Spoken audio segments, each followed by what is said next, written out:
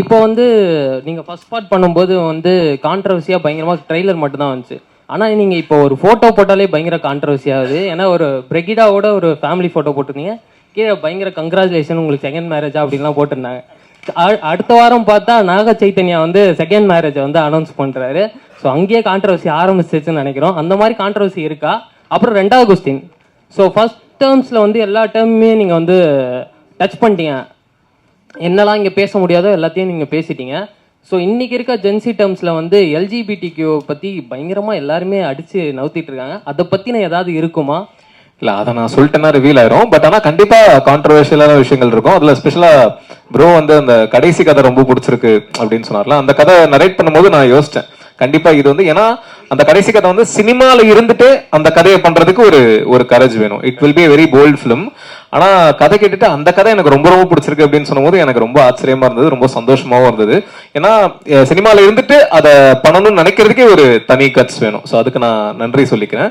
So controversial விஷயங்கள் இருக்கும் and எல்லாத்தையும் டச் பண்ணல. பார்ட் 1ல 4 கதை இருந்தது, இதுலயும் வித்தியாசமான அதில் டச் பண்ண எதையுமே இதில் டச் பண்ணல. இதை நீங்க பார்க்கும்போது ஆமால அப்படின்னு தான் தோணும். இதை தாண்டியும் இன்னும் நிறைய கதை பார்ட் 3 பார்ட் 4க்குலாம் கதைகள் இருக்கு. ஸோ இன்னும் டச் பண்ணாத விஷயங்கள் நிறைய இருக்கு. ஃபர்ஸ்ட் பார்ட்டில் நீங்கள் படம் போது சொன்னீங்க, படம் நல்லா இல்லைன்னா செருப்பால் அடிங்கன்ட்டு. சரிங்களா? அவர் கையோட செருப்பு எடுத்துன்னு வந்துட்டாரு. நெக்ஸ்ட்டு நடந்தா என்னவா இருக்கும்? அடிச்சிருவாரு அந்த செருப்பால.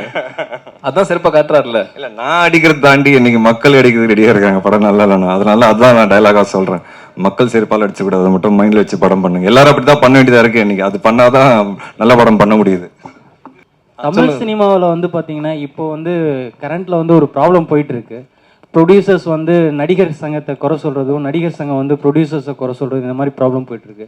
அஸ் அ நடிகராகவும் ப்ரொடியூசராகவும் நீங்கள் இருக்கிறப்போ இந்த ப்ராப்ளம் எப்படி நீங்கள் பார்க்குறீங்க? ரெண்டுமே நானா இருக்கிறதுனால எனக்கு ப்ராப்ளம் கம்மி. அதனால தான் ப்ரொடியூசர் பண்ணலான்னு டிசைட் பண்ணேன். But sir, on a positive note என்னன்னா sir, cinema is going through சேஞ்சுங்கிறது கான்ஸ்டன்ட். இப்போ நான் வர்ற டைம்ல பாத்தீங்கன்னா, எனக்கு தெரிஞ்சு என்னோட ஃபர்ஸ்ட் படம் மட்டும் தான் சார் நான் ரீல்ல பண்ணேன்.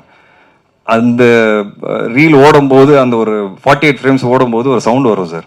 அந்த pressure as an actor first படத்துலேயே நான் ஃபேஸ் பண்ணியிருக்கேன். அதோட அந்த எராவே முடிஞ்சிருச்சு. செகண்ட் ஃபிலிம்லேருந்து நான் டிஜிட்டலுக்கு மாறினேன். நம்ம டிஜிட்டல் ஃபில்ம் மேக்கிங்காக மாறிடுச்சு. நானும் டிஜிட்டல் கேமரா தான் நடிக்க ஆரம்பித்தேன். அந்த சேஞ்சை வந்து we had to accept in terms of film making. ஏன்னா ஃபில்ம் மேக்கிங் மாறிடுச்சாங்க. இப்போ ஒரு டைரக்டர் வந்து ஒரு இடத்துல ஒரு டேக் தான் போவார்னா, இப்போ வந்து வேற ஆங்கிள் அதே விஷயம் எடுக்கிறாங்க. அது we had to adapt immediately. Luckily நான் 1 ஃபில்ம் ஓல்டு தான், ஸோ என்னால் ஈஸியாக அடாப்ட் பண்ண முடிஞ்சது. அதுக்கப்புறம் பார்த்தீங்கன்னா ஷார்ட் ஃபில்ம் மேக்கர்ஸோட வேவ் வந்தது. இந்த ஷார்ட் ஃபில்ம் மேக்கர்ஸோட வேவ் வரும்போது எந்த டைரக்டரும் எந்த அசிஸ்டண்டாக ஒர்க் பண்ணணும்னு அவசியமே கிடையாதுங்கிற ஒரு விஷயம் வந்தது. அப்போ ஒரு வேவ் வரும்போது பார்த்தீங்கன்னா again I had to adapt. திடீர்னு பார்த்தீங்கன்னா என் லெவலோட படங்கள் நடக்கல, ஐதர் கம்மி பட்ஜெட்ல நடந்தது ஏன்னா ஷார்ட் ஃபில்ம் மேக்கர்ஸ் வந்துட்டாங்க, ஆர் பெரிய லெவல் நடந்தது. அப்போ திருப்பி வந்து நான் ஃபைண்ட் அவுட் பண்ணி அந்த ஸ்மால் பட்ஜெட்குள்ள போனேன். முண்டாசுப்பட்டி, இன்டர்நெட் நாளை திருப்பி பார்த்தீங்கன்னா அதை அடாப்ட் பண்ணேன். ஸோ இந்த அடாப்டிங்கிற ஒரு விஷயம் வந்து we have to keep doing in cinema in the world. என்னைக்கு இருக்கிற சுச்சுவேஷன்ல லாஸ்ட் 4-5 இயர்ஸ்ல ஓடிடி பயங்கர டாமினேட் ஆயிட்டாங்க சார்.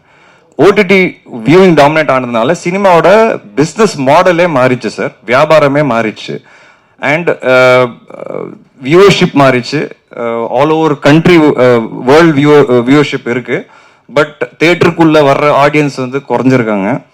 அந்த மைண்ட் செட் மாறி இருக்கு. ஸோ இந்த ஹோல் சினாரியோ மாறும்போது பிஸ்னஸ் மாடல் மாறினதுனால நிறைய விஷயங்கள் மாறணும் பேக் எண்ட்ல. அதுதான் இப்போ நடக்குது. என்னோட சீனியர் ஆன நிறைய ஆக்டர்ஸ் இருக்கிறாங்க, ப்ரொடியூசர்ஸ் இருக்காங்க, எல்லாரும் இன்னைக்கு பேசி ஒரு நல்ல முடிவு பண்ணுவாங்கிறத நான் நம்புறேன். But change is needed. As a producer நான் இன்னைக்கு ஒரு விஷயம் நான் தொடர்றேன்னா எனக்கே தலை சுத்துது. இவ்வளோ விஷயங்கள், இவ்வளோ பட்ஜெட்ஸ் இருக்கு, இவ்வளோ செலவாகுது அப்படின்னு.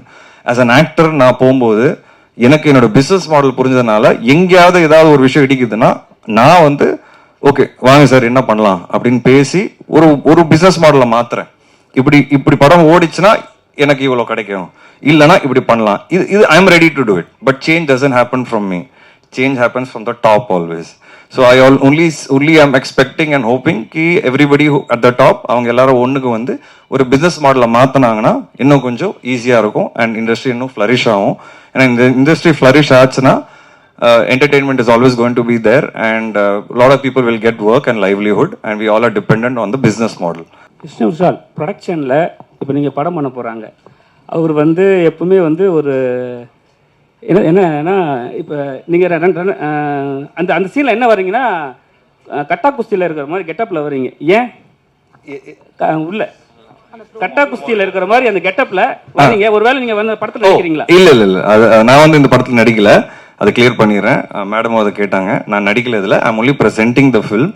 எனக்கு இருக்கிற கமிட்மெண்ட்ஸ் பேக் டு பேக் இருக்கு. So when he approach it was, நான் அப்புறம் பேசினதே வந்து ப்ரெசென்ட் பண்ணலாங்கிறது தான். எனக்கு வந்து அதான் நான் சொன்ன மாதிரி ஆல்ரெடி சொல்லிட்டேன், எனக்கு ப்ரொடியூஸ் பண்ணணும்னு ஆசை வருது.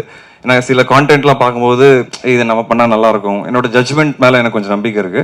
ஸோ நான் துரை கிட்ட சொல்லும்போது இந்த மாதிரி படங்கள் பார்த்துட்டே இருங்க துரை, எது வந்து நல்லா இருக்கும் நான் பண்றேன் அப்படின்ட்டு. ஸோ நாங்கள் நிறைய கதைகள் கேட்குறோம். சில படங்கள் முடிச்சுட்டு கூட பார்த்துட்டு இருக்கிறேன் இப்போ ப்ரெசென்ட் பண்றதுக்காக ஷூட் பண்ணி. இது வந்து கதை ரீதியாவே எனக்கு வந்து இந்த படம் பார்த்து ரொம்ப பிடிச்சது. ஸோ நான் துரை கிட்ட சொல்லும்போது துரை சொன்னா எனக்கு தெரிஞ்ச டைரக்டர் தான், ரொம்ப நாள் தெரியும், நான் பேசுறேன்னு பேசும்போது அப்படிதான் இது ஆச்சு. நான் இதுல நடிக்கிறதுக்கு ஐடியா இல்லை எனக்கு, பட் விக்னேஷோட படம் பண்ணும் எனக்கு ஒரு ஒரு ஆசை வந்துருச்சு. அண்ட் அது நாங்கள் டிஸ்கஸும் பண்ணிட்டு இருக்கிறோம். நான் சொன்ன மாதிரி நான் அவரோட நடிக்கும்போது எனக்கு ரொம்ப கம்ஃபர்டபுளாக இருந்தது. ஒரு சின்ன கட்ஸ் இருக்கு அவர்கிட்ட. அவர் ஒரு ஐடியா லைனாக சொல்லியிருக்கிறாரு, ஃபியூச்சரில் வி வாண்ட் டு கொலாபரேட் அப்படிங்கிறது ஒரு தாட் ப்ராசஸில் தான் நான் இருக்கிறேன். எல்லாரும் டேரக்டர்கிட்டையும் நீங்கள் கதை கேட்கும்போது இப்படி தான் கேட்பீங்களா? அப்படிலாம் இல்லை சார், இப்படிலாம் கேட்க மாட்டேன். நான் ரொம்ப பொறுமையாக உட்காந்து ரொம்ப டைம் எடுத்து ஆஃபீஸில் we spend hours and hours for script narration. Sometimes இல்லை அது வந்து ப்ரொடியூசர், அவர் தான் ப்ரொடியூசர், நான் ப்ரெசென்ட் மட்டும் தான் பண்ணுறேன். ஸோ அதனால மிரட்டேன், அதான் பிரச்சனை கிடையாது. டைரக்டர் சொல்லுங்கண்ணா, எப்படி இருக்கீங்க? நல்லா இருக்கு. ஹாட் ஸ்பாட் முக்கியமாக எனக்கு ரொம்ப பிடிச்சது தக்காளி சட்னி தான், பயங்கரமாக இருந்தது. தேங்க்யூ. ஸோ இதில் எந்த வெரைட்டியான சட்னி வரும்? அது நீங்கள் பாருங்களேன், இப்போவே சொல்லிட்டேன்னா ரிவீல் ஆயிரும். ஆனால் அதான் நீங்கள் ஒன்ல உங்களுக்கு என்ன மாதிரி எலிமெண்ட்ஸ்லாம் இருந்ததோ அதே மாதிரி எலிமெண்ட்ஸ் இதுலேயும் இருக்கும். ஒவ்வொரு கதையும் ஒவ்வொரு விஷயத்தை பற்றி பேசும். ஒன்று ஜாலியாக இருக்கும், ஒன்று சீரியஸாக இருக்கும், ஒன்று யோசிக்க வைக்கிற மாதிரி இருக்கும். அந்த ஜோனில் இருக்கும்ண்ணா.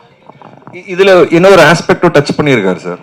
இப்போ ஃபர்ஸ்ட் பார்ட்ல பாத்தீங்கன்னா நிறைய ஃபெமினிசம் சம்பந்தமான விஷயங்கள் இருக்கும். இதுல அதர் சைட் லைட்டா டச் பண்ணியிருக்காருன்னு நான் சொல்லுவேன். நான் கேட்கும்போது எனக்கு அந்த அதர் சைட் தெரிஞ்சது இதுல. பரவாயில்ல. விஷ்ணு விஷால் சாரோட ப்ரொடக்ஷனில் உங்களுக்கு வந்து மேடையில் ஆடியோ லைன்ஸ் நம்ம ஹாட் ஸ்பாட்டில் ஒரு செக் வந்துருச்சு. ஃபர்ஸ்ட் நைட்டில் ஒரு கதையும் ரெடி ஆயிடுச்சு, ஒரு படம் வந்துருச்சு. ஃபர்ஸ்ட் நைட் நடந்ததா இல்லையா? ஃபர்ஸ்ட் நைட் நடந்ததா இல்லையாவா? இது படத்தில் பதில் சொல்கிறோன்னா 2ல இந்த யூனிவர்சல்னு சொல்லுவாங்கல்ல, முதல் உள்ள படத்திலே அப்படியே கண்டினியூவா அதே பேட்டர்ன்ல பண்ண போறீங்களா? இல்ல சார், ஹாட்ஸ்பாட் 1ல 4 கதை இருந்தது. அது போக இந்த டைரக்டர் ப்ரொடியூசர் மற்றும் ஒரு எக்ஸ்ட்ரா கதையா இருந்தது. 2ல வந்து 4, 5, 6 அப்படின்றது நீங்க படம் பார்த்து தெரிஞ்சுக்குங்க. அது சீக்குவல் கிடையாது. ஆனா அந்த டைரக்டர் ப்ரொடியூசர் ஆங்கிள் மட்டும் சீக்குவலா இருக்கும் சார். ஸோ அது ஒரு யூனிவர்ஸ் மாதிரி. இப்போ இதுக்கு அப்புறமும் பண்றதும் அதே பேட்டர்ன்ல தான் பண்ணுவீங்களா? என்ன உங்க பேட்டர்னா இதுதான் அப்படிங்கிறது? அது சஸ்பென்ஸ் சார். இல்ல ஹாட்ஸ்பாட் மட்டும் இந்த பேட்டர்ன். ஹாட்ஸ்பாட் எனக்கு தெரிஞ்சு அது 3, 4, 5 பண்ணலாம் சார். ஏன்னா இன்னைக்கு சொசைட்டில அவ்வளோ விஷயங்கள் இருக்கு சொல்றதுக்கு. இது ஒரு அதுக்கு உண்டான ஒரு பிளாட்ஃபார்மா வச்சுட்டு எனக்கு தெரிஞ்சு மற்ற கதைகள்லாம் அவர் வச்சிருக்காரு. நான் கேட்டேன் ஒன் ஆஃப் த ஸ்கிரிப்ட்ஸ், ரொம்ப புதுசா இருந்தது எனக்கு அதுவும். ஸோ வேற கதை வச்சிருக்காரு. பட் மேபி ஹாட்ஸ்பாட் இந்த ஸ்டைல்ல இருந்தா கொஞ்சம் நல்லா இருக்கும்னு தோணும். விஷ்ணு விஷால் இங்க விஷ்ணு இங்க இருக்கேன். இதுல யாரெல்லாம் நடிக்க போறாங்க? இல்ல அது ஒவ்வொருத்தரா நாங்க ரிவீல் பண்ணுவோம். ஆமா, இப்போதைக்கு வெறும் 2 அனௌன்ஸ்மெண்ட் மட்டும் தான் சார். விஷ்ணு, நிறைய படம் லைன் அப் இருக்கு உங்களுக்கு, ப்ரொடக்ஷனும் நிறைய பண்ணிட்டு இருக்கீங்க. விஷ்ணு விஷால் ஆக்டர் விஷ்ணு விஷால் கஷ்டமா இருக்கா இல்ல ப்ரொடியூசர் விஷ்ணு விஷால் கஷ்டமானதா? ஏன்னா நடிக்கிறது ஒரு படமே ஒரு வருஷம் எடுத்துக்குது டைம். ப்ரொடக்ஷன் சைடு எப்படி இருக்கு சார்? ரெண்டுமே கஷ்டம் தான் சார். ஒவ்வொரு ஆஸ்பெக்ட் ஆஃப் ஃபில்ம் மேக்கிங் பார்த்தீங்கன்னா அதோட கஷ்டங்கள் அது சார்ந்து இருக்கும். அண்ட் ரெண்டுமே சேரும்போது அதோட பேர்டன் இன்னும் கொஞ்சம் ஜாஸ்தி. பட் இப்போ நீங்கள் பார்த்தீங்கன்னா சார், 2 வருஷமா நான் வெளியே ப்ரொடக்ஷனில் பண்ணும்போது எனக்கு 2 வருஷம் ஆயிடுச்சு. ஆனால் நான் சொந்தமாக ப்ரொடியூஸ் பண்ணும்போது ஒரே வருஷத்துல 2 படம் கொண்டு வந்தேன். FIR, கட்டா குஸ்தி ரெண்டுமே எனக்கு ஒரே வருஷத்துல வரும்போது I was very happy. So இந்த டிலே வந்து அதை அவாய்ட் பண்ணி நம்ம சில விஷயங்கள் நம்ம நினைக்கிற விஷயங்கள் நம்மளே பண்ணிடலாங்கிறது அது ஒரு ப்ரொடக்ஷனில் எனக்கு கிடைக்கிற ஃப்ரீடம். அந்த ஃப்ரீடம் வந்து எனக்கு இருக்கும்போது I think I can do better ஜாப்ன்றது எனக்கு தோணுது. தட் இஸ் வை இதுக்கப்புறம் ப்ரொடக்ஷனை வந்து ஃபுல் ஃப்ளெஜாக பண்ணலாங்கிறது நான் முடிவு பண்ணியிருக்கேன். அதனால ப்ரொடக்ஷன் டீம் எக்ஸ்பேண்ட் பண்ணேன். ஏன்னா ப்ரொடக்ஷனுங்கிறது வெறும் நான் ஒருத்தரை மட்டும் பண்ண முடியாது. அதுக்கு ஒரு பக்கா டீம் வேணும் சார். ஒரு 20 இன்னைக்கு பார்த்தீங்கன்னா ஒரு 30 பேர் ஒர்க் பண்ணுறாங்க என் கூட. அப்போதான் ஒரு 3-4 ப்ராஜெக்ட் சைமல்டேனியஸாக நம்மளால பண்ண முடியும். ஸோ ரெண்டுத்துலேயும் கஷ்டம் இருக்கு, அதுக்கு உண்டான பெனிஃபிட்டும் இருக்கு, அதுக்கு உண்டான லாஸும் இருக்கு. So but I am enjoying this role of being producer and hero sir. Actually உங்க கட்டா குஸ்தியும் சரி ஹாட்ஸ்பாட்டும் சரி கொஞ்சம் சைலண்டாவே வந்து ஃபெமினிசம் நல்லாவே பேசுச்சு. ஈவன் ஹாட்ஸ்பாட் வந்து நிறைய டிஸ்கஷன்ஸை வந்து ஸ்டார்ட் பண்ணி வச்சுச்சு. ஆனா இங்க 2 விதமான ஆடியன்ஸ் இருக்காங்க. ஒன்னு ஃபெமினிசம் பேசுனா அப்ளாஸ் அண்ட் அப்ரிசியேஷன் வர கேங், இன்னொரு கேங் டோட்டலாவே வந்து ஃபெமினிசம் பேசாதீங்க, பேசுனா எதிர்ப்போம், அதை விட முக்கியமா எல்லாரும் நல்லா தானே இருக்காங்க பெண்கள், என்ன ஏன் பேசிக்கிட்டே இருக்கீங்க ஃபெமினிசம் அப்படிங்கிற மாதிரியும் ஒரு குற்றச்சாட்டு இருக்கு. ஈவன் ஹாட்ஸ்பாட்டை பத்தி நாங்க பேசும்போதே எங்க சைட்ல ஒரு 2 பிரிவா தான் பேசணும். ஒரு செட் வந்து ஃபெமினிசம் பேசாத, நல்லா தானே இருக்கீங்க, சுதந்திரமா தானே இருக்கீங்கன்னு வந்துச்சு. ஸோ இப்போ ஹாட்ஸ்பாட் 2 நீங்க கொண்டு வந்துட்டீங்க. நீங்க இந்த மாதிரியான நெகட்டிவ் அல்லது எதிர்மறை ஃபெமினிசம் பேசாதீங்கிற மாதிரியான கருத்துக்களை சந்திச்சிங்களா 2 பேருமே? ஏன்னா அவரும் வந்து கட்டா குஸ்தியில ஃபெமினிசம் பேசியிருப்பாரு. ஓகே, இப்போ நீங்க சொன்னீங்கல்ல 2 விதமான இது இருக்காங்க செக்ஷன், அது வந்து நீங்க பிரஸ் அண்ட் மீடியால சொல்றீங்களா இல்ல ஆடியன்ஸ் மத்தியில சொல்றீங்க? ரெண்டு இடத்துல இருக்காங்க.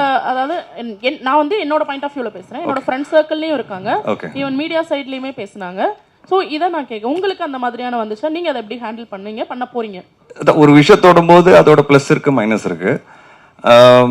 பேலன்ஸ் எப்போ வரும் அப்படின்னா இன்னொரு விஷயத்த எக்ஸ்ட்ரீம் பண்ணாதான் அதுக்கப்புறம் அது பேலன்ஸ்ல வந்து நிற்கும்.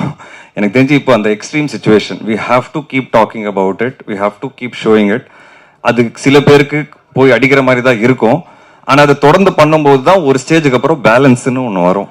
ஸோ ஐ திங்க் இது ஒரு பேலன்சிங் டைம் தான் இது ஃபார் விமென் டு அதே மாதிரி ஃப்ரீடம்ங்கிறது ஃபெமினிசம் அது கிடையாது. According to me freedom feminism is completely different. It's equality. Equality is not freedom. Equality is restricting each other also. So for me that is feminism. And being equal in good, bad and ugly. அதுதான் வந்து எனக்கு தெரிஞ்சு feminism. But unfortunately there's a lot of disparity and such movies only through these movies we want to talk about that disparity. அது கம்மி பண்ணணுங்கிறத நாங்கள் சொல்ல வரோம். எனக்கு ஒரே ஒரு கருத்து வேறுபாடு இருக்குங்க. சில ரிவ்யூஸ், நான் ரிவ்யூஸ் நிறைய படிப்பேன், நான் நிறைய பேர்கிட்ட சொல்லியிருக்கேன், எல்லா படங்களோட ரிவ்யூஸ் படிப்பேன். சில பேர் ஒரே ஒரு கிரைட்டீரியா வச்சு ரிவ்யூஸ் பண்றாங்க, அது மட்டும் தான் எனக்கு இடிக்குது. ஒரு படம் ஃபெமினிசம் பேசிச்சுன்னா அது நல்ல படம், அது பேசலைன்னா வேற பக்கம் சாஞ்சிச்சுன்னா லைட்டா அது படம் சரி படம், ஐ மீன் நல்ல படம் கிடையாது, இட்ஸ் அ ராங் ஃபில்ம்னு சொல்லிடுறாங்க. That is something that is hurting me, because why are you just judging a film based on one aspect? There are some reviewers who only judge a film based on that one aspect. That is my only problem. And in regards to audience, I think there is always going to be discussion, positive and negative. We as filmmakers, we as creative people, we should always take both and try to do our best. That's it. அதான் இந்த மாதிரி sensitive feminism, cost, superstition, இது எதை பத்தி பேசினாலுமே கண்டிப்பா divided talk இருக்க தான் செய்யும். பட் நம்ம கான்சைன்ஸ்க்கு எது சரின்னு தெரியுதோ அதை முடிஞ்ச அளவுக்கு மனசாட்சிக்கு விரோதம் இல்லாம ப்ரெசென்ட் பண்ண ட்ரை பண்றோம். அது டாக் வந்ததுன்னா அது நம்ம என்ன பண்ணாலுமே வரதான் செய்யும். ஸோ அது ஓகே தான். விஷ்ணு விஷால்ஜி சார், நீங்க வந்து விக்னேஷ் கார்த்திக்கு மட்டும்தான் கதவை திறந்து வச்சிருக்கீங்களா, இல்ல புதுசா வரக்கூடிய டைரக்டர்ஸ்க்கு திறக்கிறீங்களா? எல்லாருக்கும் அந்த மாதிரி கூட எல்லாருக்கும் சார், எல்லாருக்கும் கண்டிப்பா வந்து we are looking forward to produce more films. அதுக்கு ஃபர்ஸ்ட் நான் இன்னொரு ப்ரொடியூசரா தொடர்ந்து வந்து கண்டென்ட் கொடுக்கணும். ஒரு ப்ரொடியூசர் தொடர்ந்து நல்ல கண்டென்ட் கொடுத்தாதான் அடுத்தது கொலாபரேஷன்ஸ்க்கு வந்து இன்னும் நிறைய பேர் வருவாங்க. ஸோ என்னோட ஃபோக்கஸ் இப்போதைக்கு நான் என் தம்பி படங்கள், அது மட்டும் next 3-4 films back to back நான் கரெக்டாக நான் கொடுத்துட்டேன்னா இப்போ இதை எடுத்திருக்கேன். இந்த மாதிரி இன்னும் நிறைய படம் பார்த்துட்டு தான் இருக்கிறேன். ஸோ கரெக்டான பட்ஜெட்ஸில் கரெக்டான ஆர்டிஸ்ட் வச்சு கரெக்டான கான்டென்ட் பண்ணணுங்கிறது என்னோட ஆசை. ஸோ நிறைய பேருக்கு அது ஓப்பன் தான் சார். துரை வந்து ஒரு பக்கம் இந்த மாதிரி கதைகள் கேட்டுட்டே இருக்கிறாரு, இந்த மாதிரி யார் அப்ரோச் பண்ணாலும் மீட் பண்ணிட்டு தான் இருக்கும். அதே போல் ஸ்போர்ட்ஸுக்கு வந்து நிறைய நீங்க வந்த படமே கபடியிலேருந்து தான் ஸ்டார்ட் பண்ணீங்க, அப்புறம் கிரிக்கெட்.